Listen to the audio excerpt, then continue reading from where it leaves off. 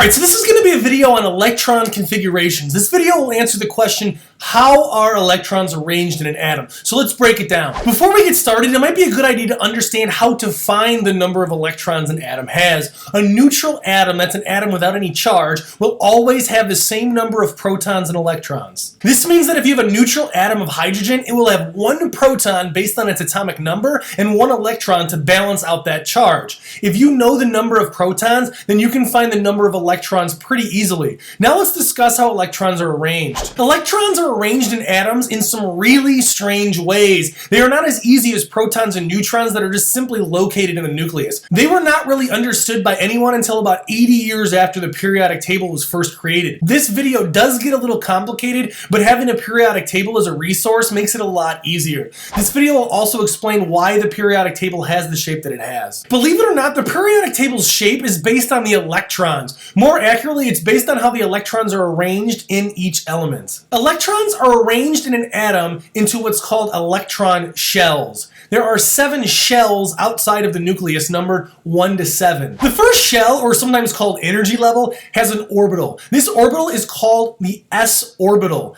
Since it's on the first shell, the s orbital on the first shell is called the 1s orbital. The second shell is larger than the first shell. Because of that, it can have up to 2 orbitals. It has an s orbital like the first shell, as well as a p orbital. These orbitals, since they're on the second shell, will be labeled as 2s and 2p orbitals. The third shell is even bigger and thus has 3 different orbitals. Again, it has an s and a p like the second shell, but it also has a d orbital. Since it's on the third shell, each of these orbitals would be labeled 3s, 3p, and 3d. We're going to save the fourth shell for a later time. Based on the number of electrons, orbitals are filled in the following way.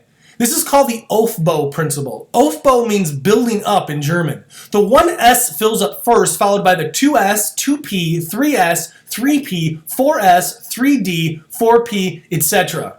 Following the lines provides a means of knowing how the orbitals are filled. The periodic table helps with this, so you will not have to memorize how orbitals are filled. If you follow the atomic number on the periodic table, the shape of the periodic table actually helps us clue us in on how the orbitals are filled. That first row with the hydrogen and helium is 1s. In the second row, 2s is on the left and 2p is on the right, and so on as you go down the periodic table. Analyze this periodic table for a second and try to see the pattern of where the orbitals are. You should notice the s block elements on the left besides helium, the d block elements in the middle, and the p block elements on the right. The f block elements are on the bottom. Besides showing the s, p, d, f block elements on the periodic table also shows the number of electrons that each orbital can hold. If you look at any of the rows of the s block elements, you'll notice that each row has 2 spots. This means that the s block elements can hold 2 electrons. If you look at any of the rows on the p block elements, you will notice that each one has 6 spots. This is because there are 3 different parts of the p orbital, each holding 2 electrons. This means the p orbitals can hold up to 6 electrons total. In the same token, d block elements can hold 10 electrons. You should notice a pattern here.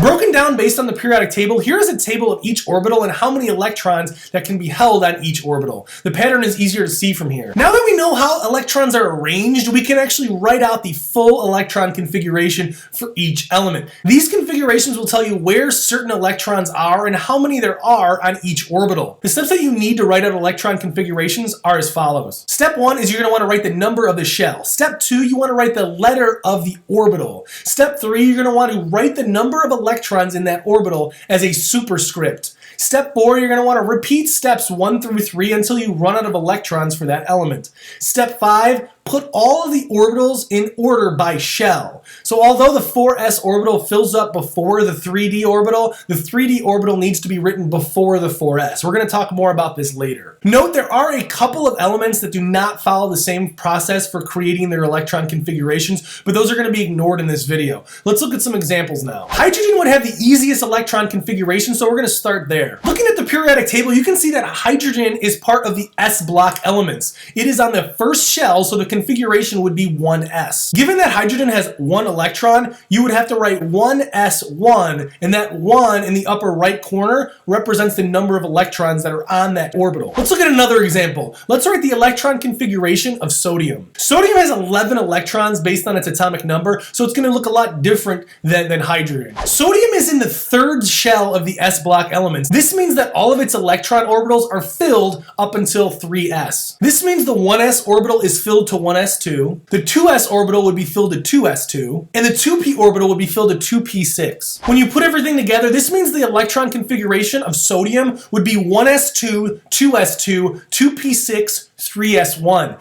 Adding up all of the number of electrons in the upper right corner of each orbital equals 11, and this is what it should be based on the number of electrons that sodium has. Our next example will involve finding the electron configuration of Krypton. Krypton is in the p block element of the fourth shell. This means that all of its electron orbitals are filled up to the 4p orbital. This means the electron configuration would be 1s2, 2s2, 2p6, 3s2, 3p6, 4s2, 3d10, 4p6. It is important to note that electron configurations are written in numerical order by electron shell. So the 4s2 and the 3d10 need to switch places. This was explained in step 5. You're going to end up with an electron configuration that looks like this. There are ways to simplify the writing of these electron configurations called the abbreviated electron configuration. For example, if we wanted to find out the electron configuration of strontium, we can use the electron configuration of the noble gas preceding strontium. The noble gas preceding strontium is krypton. The electron configuration of krypton is as follows. The electron configuration of strontium is as follows right here. If you notice, the first part of the strontium electron configuration is exactly the same as the krypton. I kind of color-coded it here so it's a little bit easier to see. The only difference between the two is that the strontium has the 5s2. So what you can do to simplify it is just write krypton in brackets and then write the 5s2 afterwards. So basically that whole first part is just substituted in from krypton's electron configuration. So you might be thinking, who cares about electron configurations? How is this even relevant to chemistry? Well, understanding where the electrons are and how many there are in certain orbitals has tremendous implications in atomic behavior, bonding, possible ions, and many other things that we will discuss at a later time.